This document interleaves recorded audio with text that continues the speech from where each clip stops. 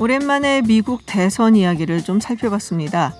코로나 사태에 묻힌 민주당 경선 레이스는 사실 바이든 전 부통령의 승리로 끝이 나는 것 같습니다.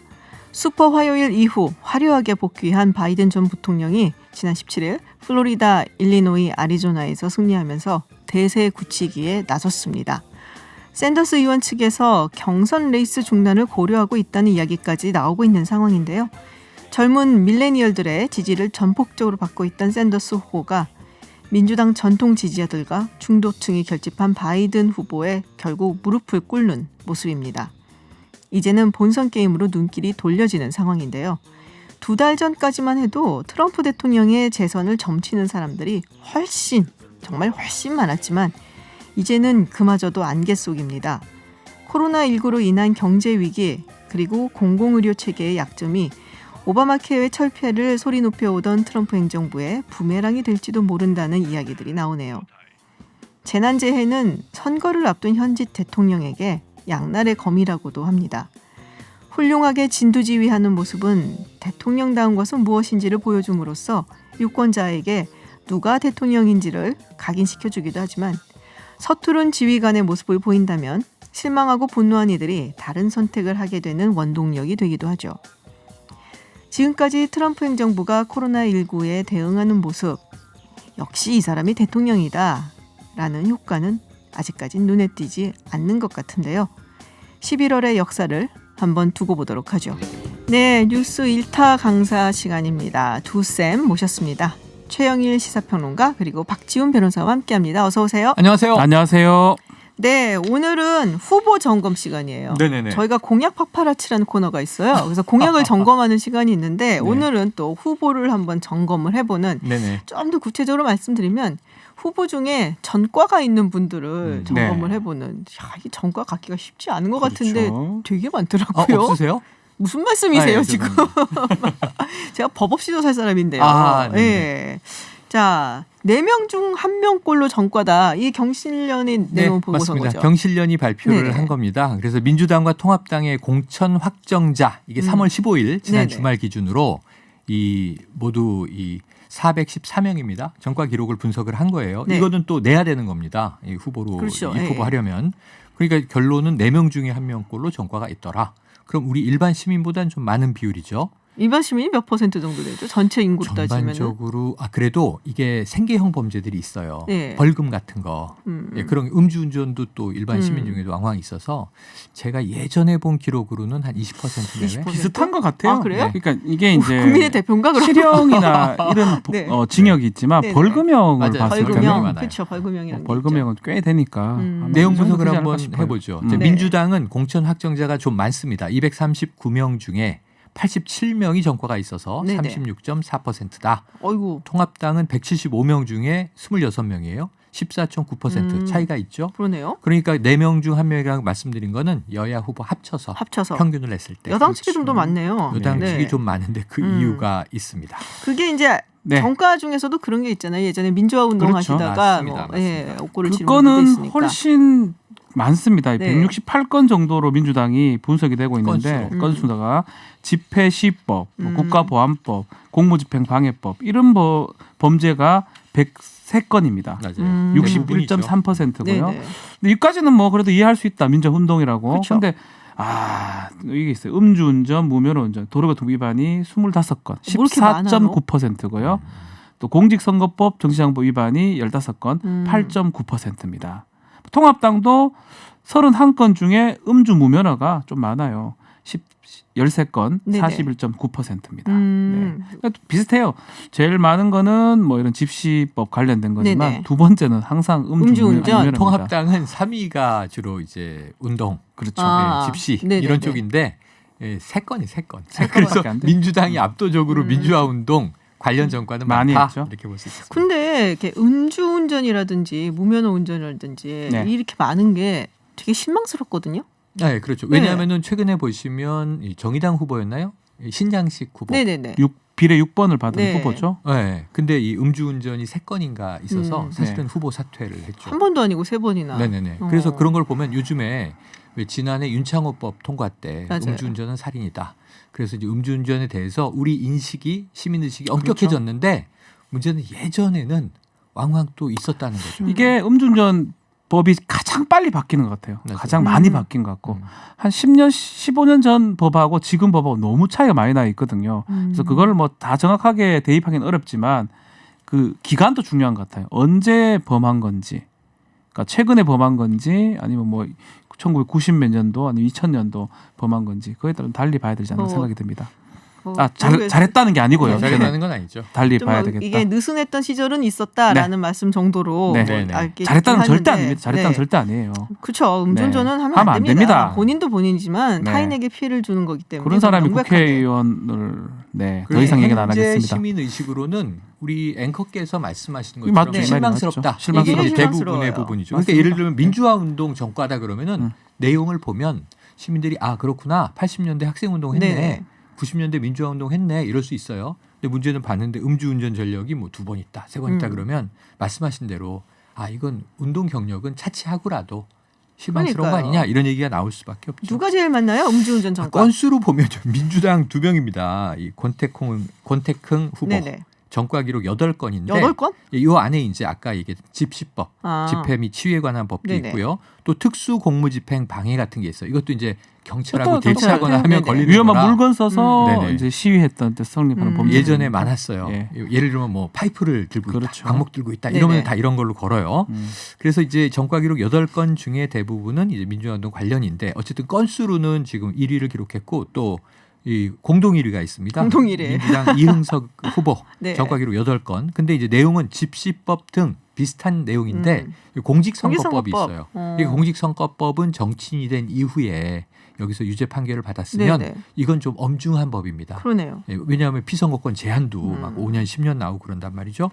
그런 면에서는 조금 이제 뭐 이 후보들의 면면을 유권자가 들여다볼 거라고 보는데 네. 그 외에 이제 음주운전 전과 기록 주요 후보를 따로 주요 후보 따로. 빼봤어요.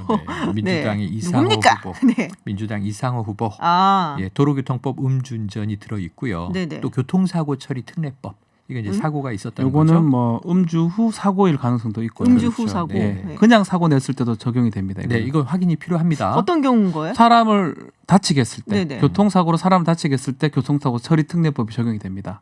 어. 이제 그 구체적인 내용은 알 수가 없어요. 네네. 그거만 나와 있기 때문에 그냥 사고 냈고 사람이 다쳤다. 그건 확실히 맞습니다. 이거 음주운전이 그럼 뭐 한 번이에요? 몇 번이에요? 여기는 2번이에요. 두 번이에요. 네. 2번이고 어. 7건인데 민주당 이상호 의원은 그러니까 2위인데 전과 기록 7건 중에 이 음주운전이 2번, 교통사고 처리 특례법도 1번.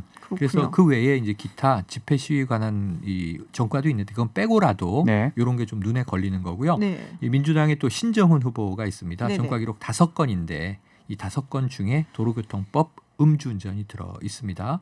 통합당의 김철근 후보가 있습니다. 이분 저 안철수계로 근데 활동하다가 잠깐만요. 민주당 신정훈 후보는 그것도 있네요. 특정경제범죄 가중처벌 등에 관한. 아 이거는 금액 일정 금액이 넘어가면 네. 특정 경제범죄 가중처벌법이 됩니다. 재산 범죄에서 네네. 3억이나 뭐 5억이 넘어가면요 배임죄예요. 배임죄는 배임죄. 배신행위에서 재산 손해를 입힌 거 네네. 배임죄인데 일단 금액이 좀 꽤 큰 금액의 배임죄로 처벌받은 전력이 있는 것으로 좀 보입니다. 그러니까 이게 그렇군요. 이 신정훈 후보는요, 이 그렇죠 경제범죄 가중처벌 법률 위반 배임 말고도 지금 뭐 농지법, 산지관리법, 건축법 골고루 이런 게 범했어요. 있고 보니까. 다양하시네요. 상해. 네. 이런. 통합당 김철근 네네. 후보도 도로교통법 음주운전이 2번, 두 번. 그리고 무면허 운전 1번. 그 음주운전 때문에 그 음주운전 정- 때문에 됐을 면허가 때, 취소돼 네. 있는데 한 차를 번. 몰다가 걸리면 무면허로 그렇죠. 가는 거죠. 그렇죠. 네. 통상. 아 참. 자, 그래서 그 외에도 민주당 박용진 박용진 의원 현역 의원이고 이제 유치원 3법으로 유명한 의원인데 네. 뭐 다른 것들은 딴 이런 거는 건 다 다 시위 국가보안법, 관련된 거고요. 집회 예. 시위, 화염병 사용 이거 80년대 네네네. 학번이 있습니다. 근데 일반 교통 방해 이것도 시위 관련이 시위예요. 있어요. 다 시위예요. 특수공무집행 방해, 예. 집회 및 시위 다 되는데 끝에 도로교통법 음주운전이 한 건 있습니다. 그렇죠. 아 실망입니다. 네. 박용진 의원. 네. 민주당 서영석 의원도 음주운전 한 건, 통합당의 정태근 후보도 네. 도로교통법 음주운전 한 건, 통합당의 한상학 후보도 이 음주운전 2번 이렇게 돼 있고요. 네. 이 저 국가혁명 배당금당 아세요? 네. 이름은 국가혁명 들어봤죠. 배당금당 요새 너무 정당이 많아요. 40몇 개입니다. 대표예요. 아, 그 형영 대표였어요? 이걸 모르시면 안 되죠. 근데 이제 모 예비 후보인데 이 전과 기록이 4건이 있었는데 네. 전부 음주운전이었거든요. 근데 이제 이 예비 후보는 공천을 받지 못했습니다. 자, 이 음주운전이라고 우리가 출마를 못하게 할 수는 없어요. 없는 없어요. 건가요? 현재 그러니까 뭐 피선거권이 상실되는 경우는 뭐 공직선거법이라든지 정치자금법 그래서 일정 금액 이상의 벌금을 받았을 때 되는데 이제 음주운전이 이제 집행유예 지나고 뭐 큰 문제가 없기 때문에 뭐 출마를 막을 이게 너무 국민의 눈높이랑 안 맞는 느낌이 들어서. 그렇죠. 그런 부분이 결국은 이제 유권자가 선택을 해야 되겠죠. 많은 사람이 그렇게 포진이 되면 예컨대 안 뽑아주면 되는 거니까. 근데 홍보물에 전과 기록을 넣지는 않잖아요. 그거 어떻게 알겠어요? 그렇죠. 예. 그렇죠. 맞습니다. 그런 부분이 있죠. 그래서 시민단체가 이런 역할을 하는 거예요. 음. NGO가 경실련이나 또는 뭐 매니페스토 운동본부나 또는 뭐 참여연대나 이런 쪽에서 여러 가지 후보들을 검증하는 데 필요한 본인이 공개하지 않는 네네. 이게 팩트인 네거티브 정보들도 이렇게 기사화가 됩니다. 그러니까 유권자들이 정말 부지런해야 돼갖고 좀 힘들어요. 그렇죠. 이런 맞아요. 걸 다 이제 우리가 알아갖고 이제 뭐 투표를 잘 해야 되니까. 자, 이제 후보 검증 이야기가 나와서 좀 더 이야기를 해보도록 하겠습니다. 지금 정의당의 비례대표 후보들이 조금 논란이고 뭐 어느 당이나 다 지금 비례대표 후보들 논란은 있지만 일단 정의당부터 시작을 그래서 해볼게요. 아까 신장식 후보 음주운전 네. 3차례 논란으로 이제 사퇴한 얘기도 드렸지만 비례 1번이 지금 류호종 네네. 후보예요. 이분은 지난번에 이제 김종대 의원 나오셨고 제가 이야기를 했는데 뭐라 그러시던가요? 그러니까는 이제 어릴 때 네. 했다가 실수한 거다. 네. 그래서 그거에 대해서 굉장히 사과를 많이 했다라고 말씀을 하셨어요. 근데 또 게임을 좋아하시는 분들, 게임 업계라든지 게이머들 입장에서는 그렇지 않은 것 같더라고요. 이제는 게임이 이 직업인 분들도 꽤 네, 있습니다. 그럼요. 그리고 젊은 청소년들은 프로게이머가 직업인 친구들도 있어요. 그렇죠. 내가 공부로 안 되면 게이머로 성공해야지. 네. 이것도 하나의 진로예요. 그런데 지금 이 요정 후보는 무슨 문제가 있냐면 자신이 하는 게임을 남자친구가 했어. 프로게이머였잖아요. 예전에. 남자친구가. 네. 그러니까 문제는 이거를 프로게이머들이 뭐라고 평했냐면 이건 대리시험 같은 거다. 네. 우리들에게는 이런 이야기를 해서 사실은 이게 이 법적 문제는 모르겠습니다만 윤리적 문제 분명히 있죠. 이건 보는 시각에 따라 그렇죠. 이 정도면 약한 거 아니야? 이것도 문제는 아니요. 게임업계에서는 굉장히 이럴 수 있죠. 심각하게 얘기를 하고 심각하게 있어요. 지금 얘기가 황희두 나오고 있습니다. 의원 같은 네네. 경우, 위원 같은 경우는 뭐 프로게이머 출신이죠. 프로게이머를 네네. 하다 보니까 본인이 이 대리시험하고 비슷하다고 얘기를 했는데 아마 그걸 좀 봐야 될 것 같아요. 뭐 돈이 오갔거나 뭐 다른 것들이 있다 그러면 후보 자질적인 문제가 될 수도 있을 것 같고요. 근데 지금 해명으로 봤을 때는 뭐 반칙이라든지 그냥 금전 거래는 없다라고 얘기를 하고 있거든요. 뭐 그렇다면 일단은 뭐 그 시점에서는 뭐 문제가 되긴 하지만 법적으로 크게 문제로 보긴 좀 어렵지 않을까 이렇게 판단이 됩니다. 그러니까 이게 랭킹에 따라 갖고 그게 달라진다 그러더라고요. 근데 저는 네. 조금 화가 나긴 해요. 이게 레벨업을 하고 싶은 욕망이 있죠. 게임을 그렇죠. 하다 보면 저는 뭐 배틀 뭐 이 게임 네네. 지금 들어가 있는데 제 캐릭터는요 헐벗고 돌아다니고 있어요. 옷 좀 입고 싶어요. 네. 근데 이런 입장에서는 뭐야 이거 게임 잘하는 뭐 친구가 대신 해줘서 저렇게 막 멋있게 막 번쩍번쩍 입고 무장 입고 다니고 막 다 이거 무장도 챙기고, 많이 하고 그러면은 네. 나는 언제 원신 벗어나 싶은데 화가 나는 건 사실입니다. 저도 뭐 고시 공부할 때 게임을 좀 많이 해서 네네. 근데 사실은 또 이래 말하기 그래도 저는 변호를 해주려고 하는 건 아닙니다. 네네. 그러니까 돈이 안 갔다면 어느 정도는 조금 젊은 나이니까 이해될 수 있는 측면은 있다. 그렇지만 그 이상이 뭐가 됐다 그러면 그거는 정말 문제가 크다고 봐요. 근데 결국 뭐 정의당에서 사실 심상정 대표가 또 해명을 했기 때문에 그 정도로 마무리되는 게 아닌가 생각이 듭니다. 저는. 그 다음은 이제 유권자의 판단이죠. 유권자 판단이죠. 네. 근데 비례인데 유권자 판단이 안 찍자요. 1번부터. 한 표도 안 나올 수는 예를 없는 들면 거잖아요. 유권자들이 불호하는데 그렇죠. 네. 비호감인데 비례 1번으로 내놓으면 정의당이 손해 보죠. 정의당이 가기는 가겠지만 1번은 아니 되긴 되지만 그만큼 빠져버리죠. 당선권이긴 한데 네. 정의당에서 비례 1번이면 당선권이죠. 게임 좋아하는 그러니까요. 분들, 게임을 그 신조로 생각하신 분들은 정의당 비례 찍으려 하다 딴 데 찍을 수 있는 거잖아요. 아니, 그 얘기를 하더라고요. 그 전국에 요번에 새로 투표권을 얻게 된 젊은 친구들. 네, 18세 고3 이상 남학생들한테는 표를 이제 다 14만 잃은 명입니다. 거다. 14만 네, 이거는 우리 뭐 아들도 게임을 좋아하는데 이 상상을 못 하더라고요. 이렇게 하면 안 된다고 그러더라고요. 그러니까요.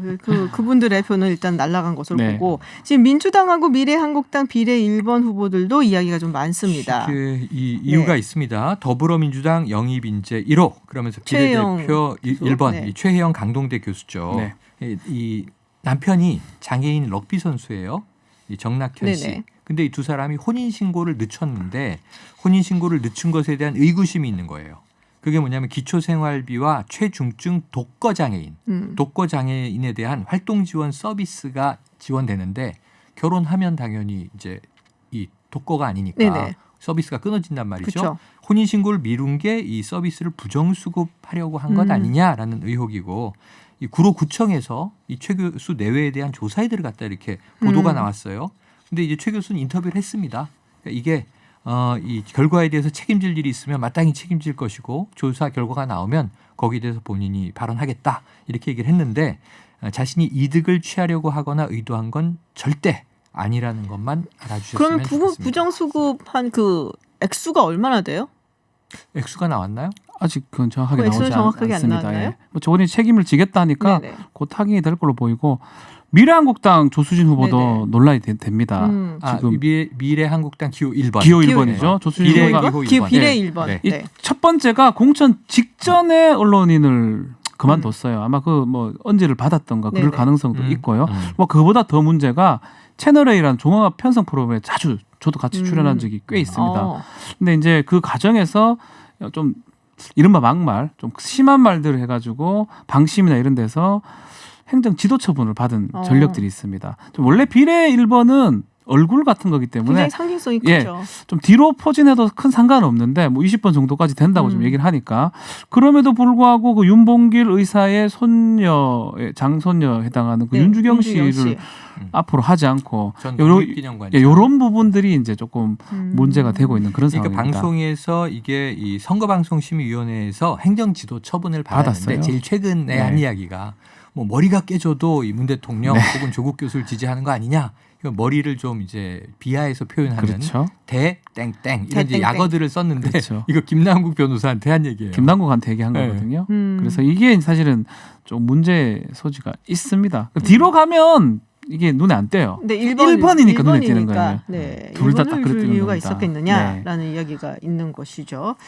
자, 지금 이제 미래한국당이 황교안 대표가 원하던 대로 공천해야 되나요? 이제 네. 비례 그 번호를 주질 네. 않아서 네. 지금 한성교 대표가 물러났단 말이에요. 네. 했죠. 네.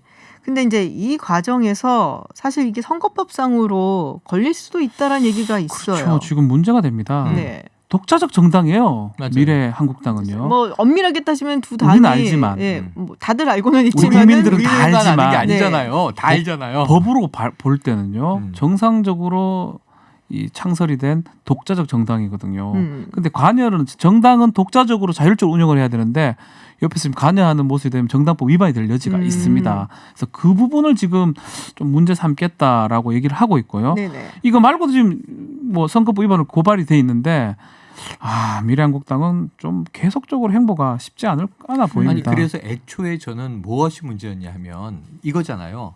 형식 논리로는 뭐 페이퍼 정당으로 독립 정당이야. 그렇죠. 왜냐하면 탈당을 한 한성교 의원이 당 대표를 맡고 그다음에 다 이제 지금 미래통합당을 탈당해서 여기 6명이 합류했어요. 그리고 독자적인 공관위를 꾸렸어요. 근데 문제는 언론과 우리가 다 알아요. 매일 얘기해. 위성정당이다, 비례정당이다. 근데 스스로도 인정해. 자매정당이라고. 이거 참 우회적으로 표현했지만 예. 관계 있는 정당이라는 걸 스스로 인정하잖아요. 일본 자동차 상표 2개를 예. 예를 들었잖아요. 아니 미래한국당의 비례 순번 명단을 발표 1시간 전에 황교안 대표가 통보받고 네. 왜 경로를 합니까? 그래요. 남의 당 순번에 왜 경로를 하죠? 뭐 어쩌라고 이렇게 해야 되는데. 인터뷰를 하면서 언론에 얘기를 해요. 이건 정상화 시켜야 한다. 네. 정상적으로 바로 잡겠다. 네. 타당의 남의 얘기인데 당이에요. 그러면 이건 선관위한테는 안 보이나 봐요. 형식 논리는 이게 선관위가 받아줬을 때부터 문제가 터져서 이 때문에 또 민주당도 지금 비례연합 정당 논란이 터져 있는 거여서 애초에 좀 없었어도 될 논란인데 아쉬움이 남습니다. 자, 마지막으로 요거 한 질문 드릴게요. 우리 박지원 변호사님한테 그 박근혜 전 대통령이 지금 수감 중인데 이게 뭐 메시지도 내놓고 그리고 요번에 이제 비례 공천 미래한국당의 비례 공천을 보고서 유영하 변호사 탈락됐잖아요. 맞아요. 그래서 옥중 분노다라는 옥중 분노. 이야기가 나왔어요. 근데 네. 궁금한 거는 옥중에서 이렇게 정치권 뉴스를 계속 다 접할 수 있나 볼 보죠? 수 있습니다. 어. 보람이 방송이라고 있어요. 보람이 구치소에서 만든 방송인데 TV가 있죠. 예, TV가 있는데 거의 정규 방송 끊어서 이렇게 보내줍니다. 편집해서. 아. 예, 근데 워낙 방송이 많이 나오니까 아마 코로나랑 다 알고 있을 겁니다. 보면서 화가 잔뜩 난 것 같아요. 아, 그렇군요. 아니 이게 이 말이 맞다면 유영하 변호사만 접견하기 때문에 말 수는 없지만 옥중 분노가 그걸 다 알고 있기 때문에 그렇게 표현할 수도 있다 생각이 듭니다. 정의당이 지금 고발을 했단 말이에요. 네. 그때 이제 선거법 위반이 편지. 될 수 네. 있죠. 그거는 어떻게 되는 건가요? 거대 야당, 거대 정당한테 좀 힘을 실어주라. 이 선거법 사전 운거 선거 운동입니다. 또 선거 운동 할 수 없는 자가 선거 운동을 한 거거든요. 그렇죠. 그 부분 판단은 받긴 받아야 되는데 글쎄요, 저는 좀 되기는 좀 쉽지는 않다. 왜요? 애매해요. 근데 딱 정해가 한 건 아니잖아요. 근데 이거하고 똑같은 혐의로 지금 네. 구속돼 있는 인물이 기소해서 재판 결과가 나온 건 아니지만 정광훈 목사가 네네. 피선거권이 제한돼 있는 네. 상태에서 특정 정당이나 후보를 위해서 이제 노력을 하면 그거는 엄청나게 했어요. 네. 여기는 서신 하나에 거대 야당 정당을 밀어주십시오. 이 정도거든요. 이합 집사는 내키지 않으나 뭐 네. 이제 그랬잖아요. 그래서 그 정도의 차이일 것 같아요. 정도의 차이다. 능동적이고 적극적으로 당선시키거나 낙선시켜야 될 행동을 선거운동으로 보거든요. 그 정도가 되면 모르겠는데 정광훈 목사는 그렇게 했다고 저는 보이고요. 네네. 박근혜 전 대통령은 그 정도는 아니다. 편지 정도. 다음에 네. 기회가 되면 제가 친필 편지를 다시 한번 분석해드리도록 다시 한 번 더 네. 봅시다. 저는 제 네. 판단입니다. 그거는 네네. 뭐 모르겠습니다. 알겠습니다. 네, 오늘 뉴스 1타 강사 시간 여러 가지 이야기 살펴봤습니다. 지금까지 박지훈 변호사 그리고 최영일 시사평론가였습니다. 오늘 고맙습니다. 고맙습니다. 해외 핫한 뉴스 알아보는 서울타임즈 시간입니다. 전주현 캐스터와 함께합니다. 어서 오세요. 네, 안녕하세요. 네, 먼저 아르헨티나 소식을 좀 전해드리려고 하는데요. 지금 한국인 단체 관광객이 2주 동안 호텔 격리를 거부를 해서 지금 네. 추방이 됐다는 얘기가 있어요. 그렇습니다. 아르헨티나가 네. 우리나라를 포함해서 중국, 일본, 뭐 이란, 이탈리아 이렇게 뭐 많은 나라에서 온 사람들을 증상이 없어도 14일 동안 강제 격리를 네네. 하고 있거든요. 근데 그 중에 이제 부에노스아이레스 인근 호텔에서 21명의 우리 관광객들이 14일 동안의 격리를 거부했다가 추방됐다라고 18일 아르헨티나 언론이 보도를 했습니다. 그 11일부터 이 관광객들이 아르헨티나를 이제 관광을 네네. 하고 있었는데 아르헨티나 정부로부터 자가격리 원칙을 좀 준수해라 이런 네. 명령을 받았는데 이걸 거부하고 이과수 폭포가 있는 미시오네스주로 향하는 비행기를 타러 갔다가 공항 경찰에 체포된 것으로 알려졌어요. 이건 좀 네. 창피하네요. 네, 그래서 당장 본국으로 추방이 좀 귀환을 됐다. 시켜라 이런 명령이 이제 내려와서 그렇게 추방이 된 것으로 지금 알려지고 있습니다. 뭐 관광을 굉장히 멀잖아요, 또 아르헨티나는. 네네. 예, 그렇게 멀리까지 가서 하고 싶으신 마음은 이해는 가는데 네네. 일단 그쪽의 법이 그렇게 되어 그렇습니다. 있으면 좀 따라주시는 것이 네. 맞지 않나라는 생각이 듭니다. 어제 잠깐 전해드렸던 것 같은데 미국과 캐나다가 지금 국경을 닫기로 했어요. 이게 코로나19 때문이죠. 그렇습니다. 18일에 이제 이런 발표가 나온 건데요. 필수적이지 않은 이동을 대상으로 한 겁니다. 그래서 네. 무역으로 인한 이동은 계속되고요. 폐쇄 기간으로 일단은 30일이 거론이 됐습니다. 그래서 이제 지난번에 유럽에서 이제 입국을 막을 때는 갑자기 발표했잖아요. 네. 그래서 굉장히 비난을 많이 받아서 이번에 백악관이 트럼프 대통령하고 트리도 캐나다 총리가 전화 통화를 해서 이 국경 통과를 제한하는데 합의를 했다라는 점을 좀 강조해서 발표를 했습니다. 그 여행하고는 이제 상관없이 공급체인 무역을 보호하는 거 중요하다. 뭐 굉장히 이제 여기서 뭐 의약품이라든가 뭐 많은 것들이 오고 가고 있기 때문에 그거를 막지는 않겠다는 얘기죠. 트리도 총리는 괜찮대요. 부인이 확진 판정 나왔었잖아요. 일단은 네 아무 증상이 없는 걸로 지금까지는 아. 알려지고 있기 때문에요. 네. 그렇구나. 지금 근데 이제 북쪽을 닫은 거니까요. 네네. 그럼 남쪽도 닫을 것인가? 미국이 멕시코? 그렇죠. 그래서 이제 멕시코랑 어떻게 할 거냐고 물어봤더니 트럼프 대통령이 완전히 닫지는 않겠지만 우리한테 상당한 재량을 주는 특정 조항을 발동하겠다 이렇게 답을 했거든요. 그래서 좀 모호하긴 하지만 아무튼 남쪽 국경 통제도 강화되겠구나 이런 분석이 나오고 있습니다. 네, 지금 뭐 미국 국무부는 비자 업무를 거의 뭐 중단을 하고 있다.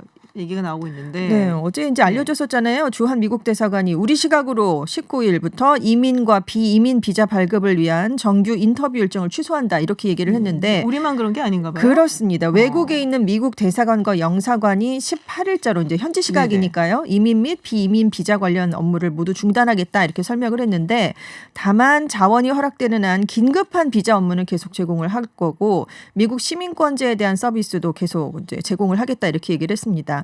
그래서 가능한 한 빨리 업무를 재개하긴 하겠지만 현 시점에서는 그게 언제일지 특정을 해줄 수는 없다 이렇게 설명을 했습니다.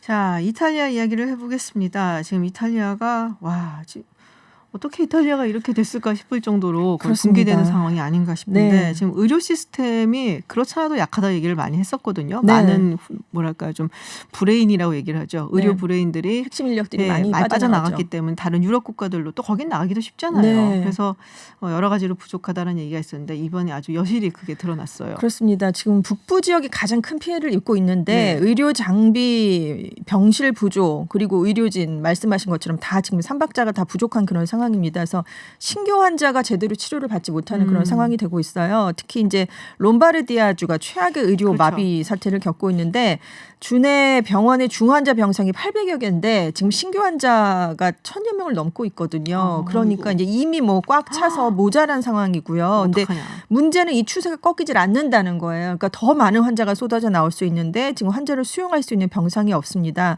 또 문제가 되는 게 인공호흡기가 있어야 되는데 중증 환자를 치료하려면 그 필수 장비도 공통적으로 지금 부족한 상황이고요.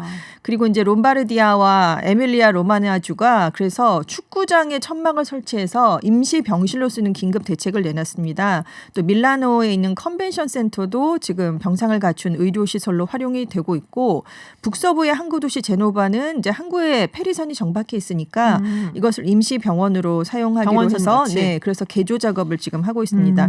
그리고 의료진 말씀하신 것처럼 너무 부족하기 때문에 일단 올해 말에 졸업할 예정인 의과대학생 10,000여 명을 일단은 현장에 긴급 투입을 한다고 해요. 너무 없으니까. 그래서 일단 의사 자격 시험을 받아야 이제 의료 활동을 할 수 그렇죠. 있는데 이 시험도 일단은 면제를 받고 지금 현장에 우선적으로 투입을 한다고 합니다. 근데 문제가 바이러스에 감염되는 의료진이 많다는 거예요. 17일 이제 현재 이제 파악을 해봤을 때 전국적으로 확진 판정받은 의사나 간호사 수가 전국 누적 확진자 수의 8.3%랍니다. 그때가 2,600여 명이었는데 한 3만 1,000여 명 정도가 감염이 된 네네. 거예요. 그래서 의료진이 부족한 상황인데 의료진 지금 감염까지 있어서 그럼 이분들이 이야, 또 격리가 돼야 아니, 되고 그렇죠. 또 그럼 더 제외가 부족하죠. 되기 때문에 네. 지금 엎친 데 덮친 격으로 지금 상황이 악화되고 있습니다. 그렇군요. 자, 지금 뭐 미국 질병통제예방센터죠. CDC가 젊은 층도 코로나19에 위중해 줄 수 있다. 네. 여태까지는 사실은 노년층 그리고 네. 기저질환이 있는 분들 위주로 뭐 위험하다라는 네네. 얘기 했었단 말이에요. 그렇습니다. 근데 이제 미국에서 초기에 확진됐던 2,400여 명의 사례를 분석을 해봤더니 20세에서 44세에 해당하는 환자 7명 중에 1명, 많게는 5명 중 1명이 입원이 필요할 정도라고 지금 아이고. 나타난 거예요. 그러니까 독감하고 비교를 해보면 월등히 높은 수준이고요. 네네. 또 2.4%는 집중 치료실에 들어가야 되는 수준이었다고 합니다.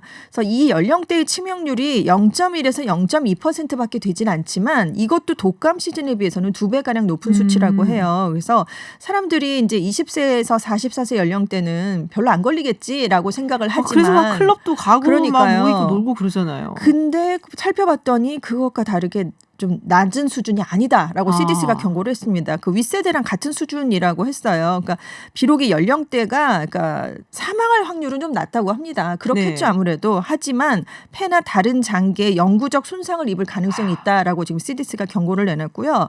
지금 블룸버그 통신도 유럽의 경우를 보면 20대부터 40대 초반까지 젊은 층이 위중해진다는 새로운 증거들이 쏙쏙 나오고 있다. 그래서 이탈리아의 경우만 살펴봐도 그러니까 누적 환자의 4분의 1에 달하는 환자가 19세에서 50세 사이인 것으로 나타났다라고 하니까요. 네, 젊은 층도 안심해서는 안 된다는 경고가 나온 것 같습니다. 자, 조금은 좀 가벼운 이야기를 네. 해보도록 하겠습니다. 지금 코로나19 때문에 이제 사재기라든지 뭐 이런 게 있고 또 그 나라마다 네. 이거는 우리가 꼭 있어야 돼. 네, 뭐 네. 이런 것들이 있어서 네. 나름 흥미롭게 저도 그 기사를 읽었어요. 그렇죠.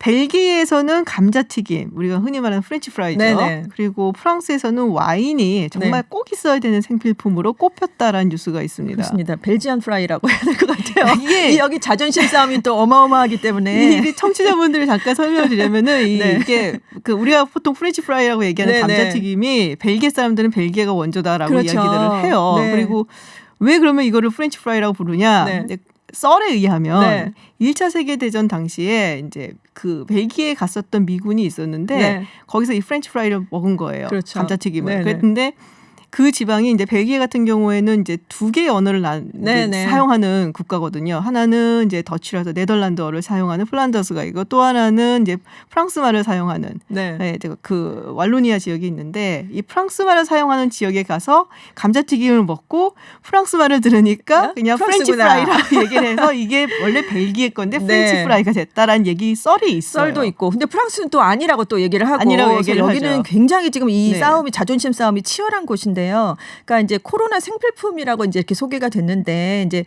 지금 상점들이 다 문을 닫도록 하는 그런 봉쇄 조치를 취하고 네. 있는데 그래도 이제 일부 상점을 이제 식료품점들을 열어놓고 있잖아요. 근데 벨기에 정부가 다른 곳은 막았는데 골목 곳곳에서 감자튀김을 판매하는 상점은 열어놓게 네. 조치를 한 겁니다. 이게 그래서 우리의 음식이기 때문에. 네. 그리고 국민을 굶기지 않기 위해서다 이렇게 설명을 이제 보건부가 내렸고 다만 문을 열게는 해주지만 줄을 설 때 가까이 서지 말아달라. 구매 후에는 즉시 떠나달라 당부를 했고요. 프랑스 정부는 이제 보름 동안 이동 제한령을 내리면서 빵집, 정육점, 담배가게, 식료품점 이렇게 40가지 범주를 문을 열어도 되는 예외로 인정했는데 그 중에 한 곳이 와인 네. 상점이었습니다. 그래서 이제 예외로 인정을 해줘도 일부 와인 상점은 좀 확산을 막기 위해서 닫은 곳도 있고요. 생존 와인팩이라고 해서 이제 와인만은 생존 포기할 수 없는 그런 프랑스인들을 위해서 이제 와인을 이제 일부 포장을 해서 각 집으로 이제 미리 배달을 해주는 그런 서비스를 해주고 있다고 합니다. 그리고 독일은 자전거 판매나 대여하는 상점의 문을 열어두기로 했는데요. 맥주가 나온 줄 알았어요. 그러니까요. 저도 소세지랑. 자전거라고 했는데, 그러니까 대중교통을 이용하는 것보다는 네네. 자전거를 이용하면 사회적 거리두기를 할 수 있으니까, 아. 예, 이거를 좀 독려하기 위해서 문을 열었다고 하고요. 이탈리아가 지금 상황이 심각한데 전국이 봉쇄됐는데도 여전히 종이로 인쇄된 신문이 지금 배달이 된다고 합니다. 왜냐하면 65세 이상 고령 인구가 세계에서 두 번째로 많잖아요. 맞아요. 그래서 일본이 제일 많고 그다음에 이탈리아가 네, 그렇습니다. 알고 그래서 있어요. 고령층에게 신문 읽는 즐거움을 보장하기 위해서 신문 배달만큼은 끊지 않고 있다고 그렇군요. 합니다.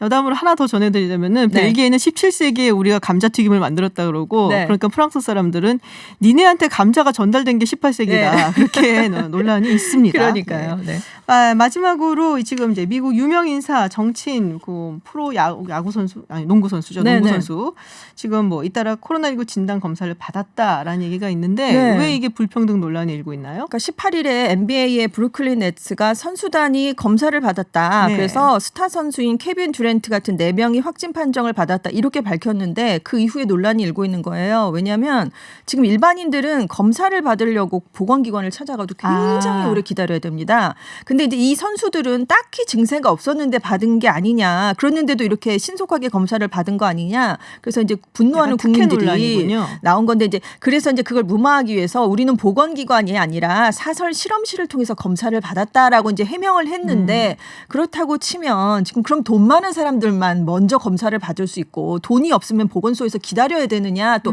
이런 것 때문에 이제 지금 굉장한 그렇군요. 논란이 일고 있는 거예요. 그래서 뭐 이런 사람 말고도 리얼리티 방송에 출연하는 출연자도 나는 검사 받았어요라고 SNS에 올렸는데 그럼 특급 대우였냐 뭐 이런 얘기가 나오면서 지금 여기서 빈익빈 부익부 같은 게 갈려진다라고 하면서 굉장히 격차를 느낀다는 그런 미국인들이 많이 나오고 있습니다. 근데 항상 이런 이제 전염병, 감염병이 돌고 뭐 이럴 때는 네. 취약계층이 가장 심하게 타격을 그렇습니다. 입어요. 네, 그건 네. 참 역사를 보면 다 그렇더라고요. 그래서 마음이 참 저도 아픈 소식이고. 미국의 검사비가 지금 굉장히 높다고 하니까요. 그렇죠. 네, 네, 여기서 더 박탈감을 얘기가 되겠죠. 느끼는 것 같습니다. 그 와중에 또 저는 이드리스 엘바가 확진 판정을 받았다는 얘기를 네, 듣고 네. 너무 마음이 아팠다는. 네. 다음번 제임스 본드를 기대를 하고 있었는데. 그러니까요, 안타깝네요. 네, 네. 알겠습니다. 해외 뉴스 여기까지 듣도록 하겠습니다. 지금까지 전주현 캐스터였습니다. 오늘 고맙습니다. 네, 감사합니다. 네, 많은 분들이 이런 생각하시죠. 이 코로나 언제 끝나나? 끝날 기미가 보이지 않는 것 같아서 의료진도 지치고 국민들도 지치는데요. 그런 와중에 이 코로나19로 지친 우리를 응원하기 위해서 18팀의 가수들이 모였습니다. 방금 들으셨죠? 괜찮아, 잘 될 거야. 오, 제가 부르려고 했는데 이렇게 방해를 하시고. 습관적으로 하게 되네요. 본인 거라고 지금. 네. 이 자리에 이 슈퍼스타 원곡자 이한철 씨 그리고 방방 프로젝트에 함께한 MC 메타 씨 좋아서 하는 밴드의 소년 안복진 씨 모셨습니다. 안녕하세요. 안녕하세요. 반갑습니다. 네. 먼저 프로젝트 이름이 방방 프로젝트예요. 네. 네. 무슨 뜻이에요? 요즘 그 사회적 거리두기로 네. 각자 그 자기 공간 그걸 이제 방이라고 표현했습니다. 네네. 자기 공간에서 보내는 시간들이 많은데 방하고 줄 긋고 방이에요. 그래서 방과 방을 이어주는 그런 음악 활동을 하겠다라는 의미로 그렇게 정했습니다. 그렇군요. 아까 잠시 이야기를 제가 들었는데 이 프로젝트를 하시고 음악 녹음하고 사실은 그동안 사회적 거리두기를 하시느라고 네. 안 만나다가 처음 보셨다면서요 오늘? 네, 맞습니다. 지금 같은 팀으로 네. 출연을 했는데 네네. 서로 낯가리고 있습니다. 아직까지 어색한 그런 분위기. 그렇군요. 자, 이번에 이 프로젝트 어떻게 기획을 하게 되셨는지 좀 궁금한데요. 네. 그 사회적 거리두기 하시느라 네. 물론 뭐 꼭 필요한 거니까 다들 자발적으로 실천을 하고 계시기는 한데 그 순간순간이 너무 힘들잖아요. 그쵸. 그러니까 계속 있으려니 답답하고 나가자니 또 두렵고 예. 그래서 이런 상황 자체를 음악적으로 좀 잘 표현을 하면 노래 들으시는 분들 또 노래 부르는 모습을 바라보시는 분들이 조금은 그래도 희망적으로 지금의 순간을 받아들이시지 않을까라는 생각으로 시작하게 됐습니다. 좀 뭐랄까 좀 위로와 희망을 주기 위해서 그렇죠. 시작을 했다. 네.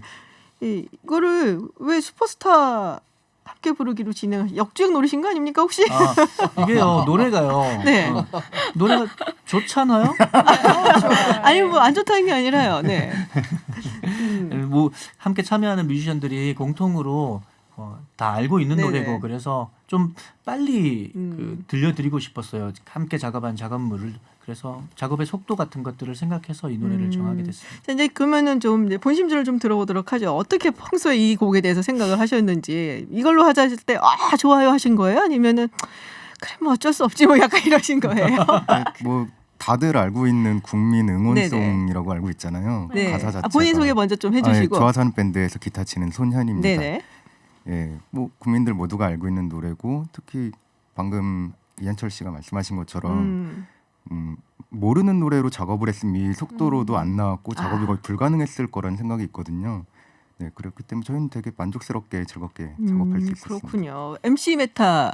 네. 네, 저는 저한테는 신곡이에요. 제가 가사를 새로 썼거든요. 맞아요. 네. 맞아요. 원곡과 다른 부분을 네. 만들어내셨죠. 네, 제가 인트로와 아우트로를 맡았고 또 이따 확인이 되겠지만 오늘 이 TBS를 위해서 특별하게 오. 2절 버스를 제가 새로 썼어요. 정말요? 가사를 새로 써오셨어요. 네, 발표되지 않은 버전으로 제가 준비했는데 정확히 2시간 전에 네. 여기 좀 메꿔주시겠어요 했더니 잠깐만요 하던 바로 만들어주셨어요. 이야. 네, 그래서 그렇군요. 워낙 곡이 기본적으로 좋습니다. 되게 모든 어떤 요소들이 참 글쎄요 뭐 저 느낌으로 표현하면은 되게 곡이 따뜻해요. 그래서 뭔가 곡의 멜로디나 그 가사들이 주는 희망이 지금의 어떤 이 힘들어하는 분들에게 큰 용기를 줄 거라고 생각이 돼서 저도 되게 기분 좋게 작업했어요. 그렇군요. 우리 MC 메타 씨는 교수시잖아요. 아, 네, 학교에서도 일을 하고 힙합 있습니다. 교수. 네네네. 네, 그 잘 나가는 힙합 교수신데. 네. 자, 이번 프로젝트는 어떻게 참여를 하시게 됐는지 원래 우리 이한철 씨하고 친분이 있으셨던 건지. 네. 저희가 데뷔 12년 차거든요. 저는 좋아사는 밴드 안복진이고요.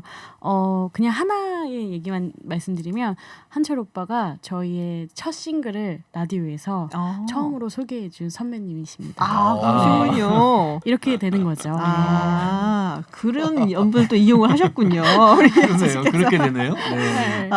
지금도 좋아하는 밴드 앨범 같이 만들고 있어요. 제가 네네. 프로듀싱하고 있습니다. 네. 그러시군요. 또 사실 다른 분들 지금 아까 18팀이라고 했거든요. 네. 네, 어떤 분들이 함께 하셨나요? 한번 이름 다 호명해줘야겠죠. 그럼요. 네, 커피소년, 신현이, 또 제이레빗의 정혜선, 또 크라잉넛의 박윤식, 토마스 쿡, 이상미, 헤이맨, 서창석, 이은상, 양영호, 신동훈, 박성용 이렇게 해서 여러 뮤지션이 참여했습니다. 정말 많은 뮤지션들인데 이게 이제 한 곡을 여러 명이 소화를 하는 거니까 사실은 한 사람이 담당하고 있는 파트는 좀 짧잖아요. 그렇죠. 예. 가사로 봤을 때는 한 줄 혹은 두 줄 부르기. 그럼 본인 다 여기 할 거야 하고 고르고 뭐 이런 거였어요? 아니면은 그냥 뭐 주신 거예요? 제가 할당제로. 역시 독재였구나.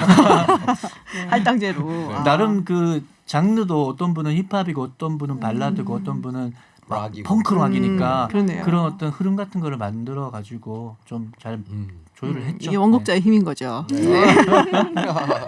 네. 뭐 좀 이렇게 특별하게 주문을 한 게 있으시면은 뭐 어떤 게 있을까요? 야, 이 부분 이렇게 해줘. 뭐 저런 건 이렇게 해줘. 뭐 여기선 조금 더 슬픈 느낌을 줘줘. 아니 여기서 밝게 해줘. 없어요? 그거 자체를 안 했죠. 아 네. 정말요? 네. 그 구체적인 디렉션은 안 주고 어. 그냥 이 부분을 자기 방식대로. 근데 마주 보고 있으면서 같은 스튜디오에서 작업하면 아마도 그런 디렉션을 많이 줬을 것 같은데 맞아요. 네. 그게 아니고 각자의 공간 방방 프로젝트를 하는 거니까 그냥 이렇게 다 맡겨도 재미난 아주 특별한 결과물이 나오겠다라는 믿음이 좀 있었습니다. 사실 개인적으로 이런 작업 방식 자체는 사실 처음 경험해보거든요. 그러니까 래퍼들도 여럿이 모여서 네네. 단체곡 같은 걸 하잖아요. 예, 예. 근데 그런 때도 어떤 지휘자가 있죠. 디렉터가 있어서 방향을 잡아주는데 이 곡은 각자가 자기의 해석으로 이 곡의 어떤 의미들을 담아내다 보니까 저는 굉장히 다채롭고 그러면서도 어떤 공통의 색깔이 나온다라는 게 너무 좋았어요. 근데 뮤지션도 우리 국민의 한 사람이잖아요. 우리를 둘러싸고 있는 지금 사회 현상들이랄까 이렇게 돌아가는 그것들을 다 몸으로 체감하고 있으니까 이 프로젝트에 임하는 자세, 어떤 느낌으로 노래를 표현해야겠다라는 게 얘기 안 해도 다들 알고 있는 거죠. 그렇군요. 기타를 담당하신다고 네, 기타인데 노래했습니다. 노래하셨어요? 그러니까 저희 조합배는 그 네. 각자 악기하면서 각자 노래를 네네네. 하거든요. 곡도 다 쓰고 했고. 그렇군요. 그럼 어떤 느낌을 담고 싶으셨어요? 본인 파트에는? 중후함? 중후해 보이세요 지금. 네, 벌써. 중후하게 불렀는데 네. 복진이가 너무 중후하다고 해갖고 약간은 부드럽게 바꿔봤고요. 그 네. 재밌었던 게 사람이 이렇게 얼굴 다 다르듯이 네네. 목소리가 다 다르잖아요. 그렇죠. 그래서 저희는 저희 거 파트 다 녹음하고 나서 다른 분들은 어떻게 불렀을까 조금 궁금하기도 했어요. 그래서 목소리를 찾아 듣는 재미 또 있을 것 같아요. 이거는. 예. 사실 되게 잘 하시는 음악인들이 모여갖고 작업을 그쵸. 한 거라 네. 저는 약간 둘 중에 하나가 나올 것 같았어요. 되게 잘 나오거나 완전 산으로 가거나. 네, 기대 이외로 되게 잘 나와가지고 깜짝 놀랐죠. 그렇죠. 이 뮤지션들이 이게 개성들이 워낙 강하니까. 그쵸, 맞아요. 네. 더군다나 함께 모여서 누군가가 이렇게 전체적인 조율을 안 하고 너의 개성을 여기 마음껏 담아봐 한 거를 지금 만든 거잖아요. 그쵸. 그래서 네. 상당히 흥미로울 것 같다라는 생각은 저도 들어요. 그래서 이런 작업들을 사실은 요새 인스타그램이라든지 뭐 SNS 상에서 많이 한다고들 하더라고요. 그렇죠. 예, 네. 그래서 버스킹하는 가수들 나 밖에 못 나가니까 이제 서로 간에 소통하면서 이런 그래서 코로나19 때문에 힘들어하는 뭐 우리 국민뿐이 아니라 전 세계인들에게 네. 희망을 네, 주는 네. 음악을 네. 만든다고 하는데 어떻게 뭐 성과가 좋았습니까? 월요일에 음원이 공개됐는데. 월요일 공개되고 지금 3일째, 4일째인데요. 네. 되게 많은 분들이 저 이제 유튜브 땡에도 동영상으로 뮤직비디오 올려놓고 또 음원 사이트들에서도 이제 지금 서비스가 되고 있는데 많이 들어봐 주시고 응원의 댓글 같은 것도 응원 또 받고 있다라는 그런 댓글도 많이 올려주고 계세요. 그렇군요. 거봐 역주행을 노린 거야. 아, 네. 네. 그 음원 이제 많이 들으셨으니까 이제 수익금이 있잖아요. 네. 네. 그 수익금 어떻게 하실 건지. 그러니까 여러분 네. 진짜 제대로 역주행 될 수 있도록 많이 도와주세요. 예. 이 그 수익금 전액을 그 사랑의 열매에 기부하기로 얘기가 되어 있거든요. 그렇군요. 도와주십시오. 네, 응원해 주십시오. 지금 이제 작업하실 때 그러면은 본인이 핸드폰이나 이런 걸로 영상을 찍어서 보내신 거예요? 어떻게? 네, 한 맞아요. 거예요? 각자의 이제 아. 작업실에서 영상도 찍고 노래도 녹음하고 네. 네, 그렇게 했죠. 요즘 노트북에다가 마이크만 하나 있으면 앨범도 낼 수 있거든요. 그래서 그래요? 각자 작업실에서 제가 이제 뭐 정해진 템포와 그리고 마디수 같은 거를 이렇게 알려주고 그 부분을 채워달라라고 하고 그걸 다 모아가지고 이제 최종적으로 믹싱은 이제 또 다른 뮤지션한테 네. 엔지니어한테 보내가지고 믹싱을 하고 뭐 그렇게 진행을 했고요. 뮤직비디오도 마찬가지로 같은 방식으로 지금 들고 있는 핸드폰으로 다 찍었죠. 아, 네. 노트북하고 뭐 있으면 된다는 갑자기 신인 가수의 꿈을 꾸게 되는데 지금. 네. 교수님한테 교수님께 잠깐 그러면 끝난 다음에 저랑 좀 얘기 좀 하자고요. 지금 근데 지금 이한철 씨 그리고 MC 메타 교수님. 아니요, 그냥 MC 메타로 해주세요. 네. M 고향, 교수님. 네, M 교수님. 지금 고향이 대구라고 하셨어요. 네, 맞습니다. 고향 생각에 좀 많이 좀 뭐. 네, 그러실 것 당연히 같은데. 이제 뭐 부모님이 두 분 다 계셔서 걱정이 되죠. 그리고 이제 친구들이나 지인들도 걱정이 되고 그래서 사실 이 곡을 이번에 작업을 하고 바로 부모님께 들려드렸어요. 그랬더니 네. 들으시고는 위로가 되었다고 아. 노래도 너무 좋고 근데 직접 이제 지금 대구 경북이 특히나 이제 좀 심한 지역이라 네네. 네. 거기 계신 분들 특히 뭐 저희 부모님이기도 하지만 뭐 이렇게 객관적으로 얘기해 주신 것 같아요. 곡 자체가 너무 좋았고 네. 많은 그 가수분들의 소리가 좀 위로가 됐다 해서 너무 좀 기분 좋고 뿌듯했죠. 그렇군요. 대체적으로는 좀 걱정스러운 마음이 많지만 아주 작게는 덕분에라고 해야 되나 부모님에게 이렇게 자주 전화한 적도 없었던 것 같고 친구들하고도 이렇게 자주 전화로 소식 전했던 적은 없는 것 같아요. 그래서 나중에 이 시간이 한참 지나고 나서 코로나19 상황이 잘 정리되고 나면 좀 기분 좋은 그런 추억을 할 수 있는 순간이 됐으면 좋겠다라는 생각이 들어요. 사실 이제 코로나19 때문에 많은 분들이 힘들어 하시는데 뭐 경제적으로 그렇고 소상공인 자영업자에게도 있는데 공연 기획 쪽에 정말 직격탄을 맞던 얘기를 많이 네, 들었어요. 맞아요. 네, 공연하시는 분들이니까 네. 상황이 심각하다면서요. 예. 저희 회사에 공연장이 하나 있거든요. 네. 근데 정말 빠진 날 없이 공연을 하는 곳인데 지금 한 2달째죠. 2달째 공연이 하나도 없고요. 네. 이미 취소된 것도 너무 많고 저희의 입장을 좀 말씀드리면 저희도 한 3달, 4달 오빠 정말 만나면서 프로듀싱해서 열심히 노래를 만들었는데 음원이 발표되면 연락이 오거든요. 여기서 그렇죠. 노래 좀 해주세요. 공연 좀 해주세요. 그런 좋은 소식을 기다려야 할 텐데 좀 아쉬워요. 그렇군요. 네. 네, 그래서 상당히 지금 예술가들이 또 뮤지션들이 굉장히 힘들어한다라는 더 이야기를 쉽게 들었어요. 설명드리면 제가 어제 심야에 더 라이브라는 TV 프로그램에서 네네네. 노래했거든요. 네. 어제가 올 들어 처음으로 조명받고 노래한 날이었어요. 아. 오늘은 이틀째. 그렇군요. 저희도 방송 나오는 거 이번이 처음이에요. 그러네요. 네. 올해 그 정도로 처음. 힘들군요. 우리 힙합 랩 하시는 네, 래퍼들도 마찬가지죠. 네. 지금 뭐 모든 장르 또는 문화예술 분야에 계신 분들이 사실은 대중들과 만나야 되는데 그렇죠. 대중들과 만날 수가 없는 상황이니까 저희들의 음악이나 어떤 그런 문화예술들이 뭔가 공유되고 나눠질 수가 없는 상황이라는 게 너무 힘들죠. 네. 그렇군요. 하여튼 뭐 여러분들이 많이 힘드신데 이 공연 네. 뭐 이쪽이 굉장히 힘들다는 얘기를 듣고 다들 사실 뭐 행사 있고 하면은 바쁘신 분들이잖아요. 엄청 돈 많이 들여서 모셔가는 분들인데 지금 더군다나 이제 봄 다가오면 또 막 축제도 많고 하기 때문에 네. 일들이 많으셔야 되는데 요새 좀 굉장히 힘들다. 그래서 저거 약간 이야기를 좀 나눠봤습니다. 저희 방방 프로젝트도 네. 음원 발표에 멈추지 않고 그냥 요즘 온라인으로 공연 많이 하잖아요. 그래서 네네. 이번 주 토요일에 제가 먼저 약간 시범 케이스로 그 온라인 토크 콘서트를 오. 해볼 생각이에요. 이렇게 요즘 화상 회의 많이 네네네, 하잖아요. 맞아요. 그 프로그램 이용해가지고 아. 그래서 괜찮으면 다 같이 출연하는 큰 콘서트 혹은 페스티벌도 만들어볼 생각이에요. 온라인으로 역시 하는. 아이디어가 정말 뭐 계속 튀어나오시고 뭐 역시 슈퍼스타의 역주행을 위해 농담이고요. 다시 진짜 역주행했으면 이랬으면 좋겠어요. 좋겠어요. 진짜 네. 역주행했으면 좋겠어요. 네. 예, 지금 인투 더 와일드라는 그 닉네임을 쓰시는 유튜브 청취자께서 이한철 씨 노래를 호주인가 뉴질랜드에서 눈 오던 날 버스킹으로 들었던 네. 기억이 난다. 그런 적 있으세요? 그걸 보셨어요? 우와. 뉴질랜드 언제예요? 퀸스타운인가? 예, 거기서. 예. 몇 년 전이에요?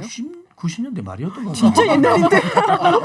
정말 인투 더 와일드시네요. 그거 어떻게 우와. 기억하세요? 와, 이제 반갑다는 문자를 지금 주셨습니다. 진짜 옛날 얘기인데요. 네, 반갑습니다. 자, 마지막으로 우리 방송 듣고 계시는 청취자분들 그리고 우리 국민 여러분들께 한 말씀씩 희망의 메시지 좀 던져주세요. 짧게 우리 MC 네. 씨부터. 뭐 아무래도 그 지금 시기 자체가 그런 만큼 그래도 개인 위생이나 네. 또 그 사회적 거리두기 기타 등등 이렇게 우리가 다 알고 있는 것들 있지 않습니까? 그거를 조금만 더 신경 써서 지켜주시면은 아마 이 힘든 시기가 빨리 지나가지 않을까 생각합니다. 네. 네, 언제 끝날지 모른다라는 게 제일 힘든 것 같아요. 음. 이럴 때일수록 조금 더 마음 편하게 가지시고 좀 더 재밌는 것들, 혼자 살 수 있는 것들, 노래를 듣는다든지 뭐 영화를 본다든지 그런 작은 재미들 찾으면서 네, 시간 버티셨으면 좋겠습니다. 네. 저는 25개월 된 아기 엄마거든요. 네. 그래서 사실 라디오 들으시는 분들 중에서도 부모님이 많으실 것 같아요. 그래서 네. 이번 기회에 우리 아이랑 좀 이렇게 시간도 많이 보내고 집에서 좀 재밌게 노는 그런 식으로 좀 긍정적으로 생각하면서 시간을 보내면 좋지 않을까. 혹시 아드님 이름이 네. 네. 준우. 네. 어떻게 하세요? 지금 문자에 왔어요. 25개월이 문자를 썼을 네. 것 같지는 않은데. 그래요? 네, 안복진 엄마 화이팅하고. 네, 지금 왔어요.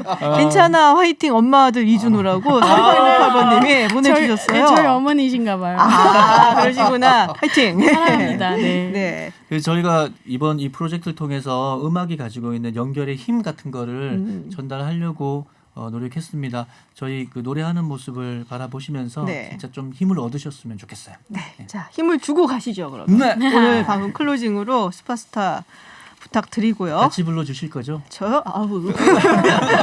네, 오늘 김지훈의 이브닝 쇼는 기한철 씨, MC 메타 좋아서 하는 밴드가 부르는 슈퍼스타 들으면서 마치도록 하겠습니다. 저는 내일 6시에 다시 돌아오겠습니다. 고맙습니다. 감사합니다. 또 외로운 하루가 지나갔어. 또 두려운 내일이 올 것 같아.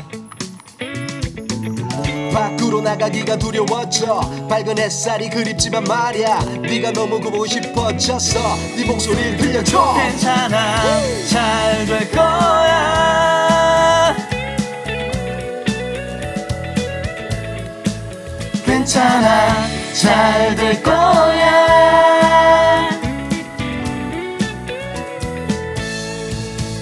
지난 날 아무 계획도 없이 여기서 흘러왔던 너,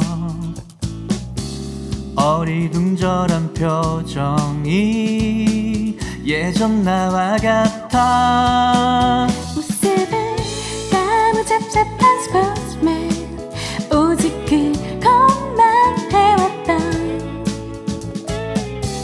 두렵지만 설레임에 시작엔 네가 있어. 괜찮아, 잘 될 거야. 너에겐 눈부신 미래가 있어. 괜찮아, 잘 될 거야. 우린 널 믿어 의심치 않아. 벌써 며칠째 아무것도 못해. 손에 잡히는 게 없어 난 뭘 해. 이 세상에 나 혼자인 것 같아. 마음 아파 난 원해 언제까지 네 곁에. 난 싸울 거야 두려움에 맞서. 끝없이 펼쳐질 미래를 봤어. 다시 일어나서 희망을 찾아. 그것이 슈퍼스타. 괜찮아, 잘 될 거야. 너에겐 눈부신 미래가 있어. 괜찮아, 잘 될 거야. 우린 널 믿어 의심치 않아. 널 힘들게 했던 일들과 그 순간에 흘렸던 땀과 눈물을 한 잔에 마셔버리자.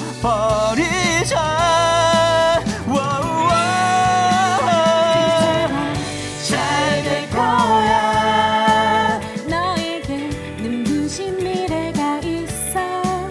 괜찮아, 잘 될 거야. 우린 널 믿어 의심치 않아. 자 여러분 나나나입니다. 다 같이 나나나나나나 나나나 나나나나나나나 나나나 나나나나나 나나나나나나나나 너만의 인생의 슈퍼스타. yeah. 이제 난 날아갈 거야. 두려움을 버리고. 아 진짜